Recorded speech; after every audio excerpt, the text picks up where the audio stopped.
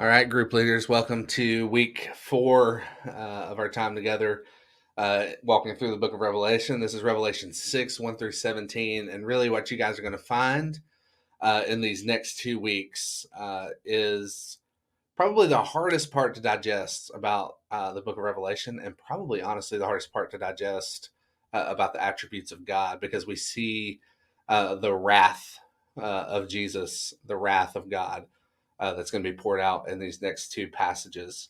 One to avenge the martyrs, the other to conquer the world. And so, yeah, chapter 6 is a doozy, guys. It is the opening of all the seals that the Lamb in chapter 5 was able to open. Jesus was able to open because he was the only one worthy of opening those. And so Jesus is victorious. Remember, that's always the theme. Jesus wins. But the enemies of Christ do not disappear just into obscurity. It's not a Thanos snap, if you've seen the Avengers movies, where half the world just kind of, blows away with the wind. Um, they have to be destroyed. And that's a hard thing to reconcile when we think of Jesus and we think of that lamb. We think of mercy. Maybe you grew up with tender Jesus, meek and mild, sleeping as a little child, as the song says. This is a warrior Jesus on the move to eradicate evil, and that is a good thing.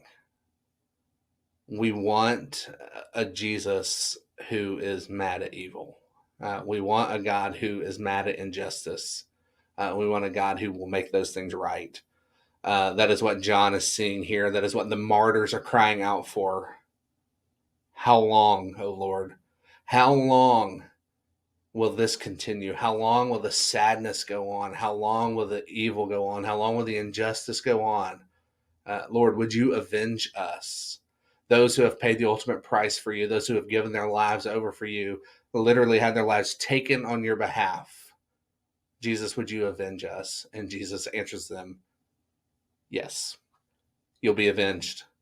Uh, Evil will disappear from this earth, guys, and it disappears and it's bloody, and that's hard to reconcile.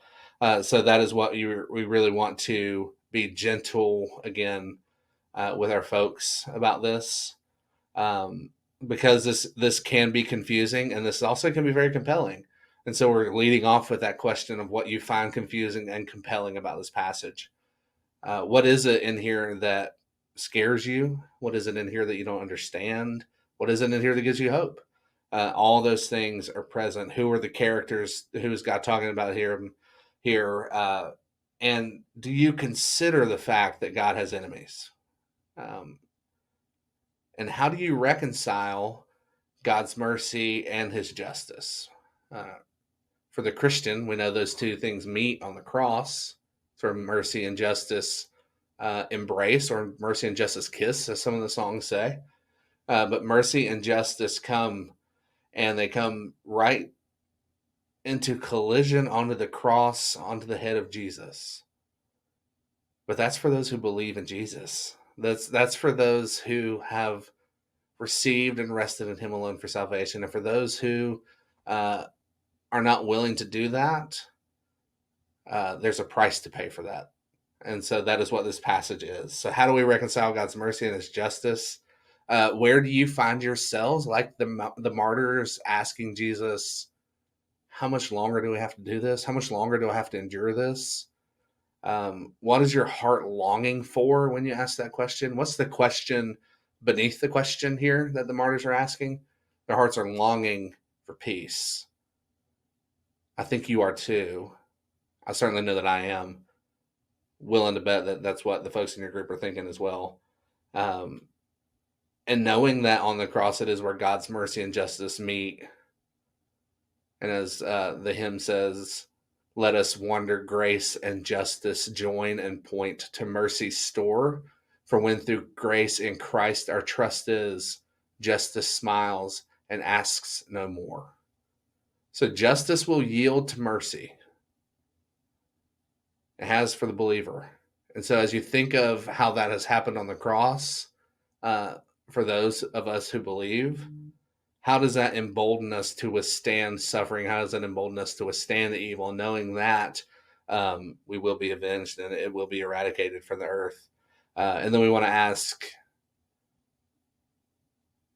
the folks in our group, who are some of these unbelieving friends, family, coworkers that are in our own lives that we could find ourselves praying for, that we could pray that God would have mercy on them, because we're going to see that when God's justice does come, when God's wrath does come, it's not going to be pretty. And so those that we love, we want to see them saved from this, so we're going to pray on their behalf. That's what we want folks to walk away with.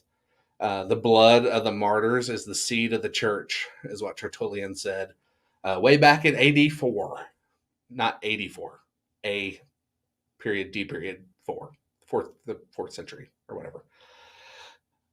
The blood of the martyrs is the seed of the church. The church was built on the sacrifice of the martyrs, and we want to remember and respect that and feel the weight of that as we read this passage. Again, as we say every week, reach out to your pastoral team, reach out to your campus representative, your group's representative at your campus, your discipleship director. We want to help you in this. We want to equip you as best we can. So please come and do that for us. Thanks.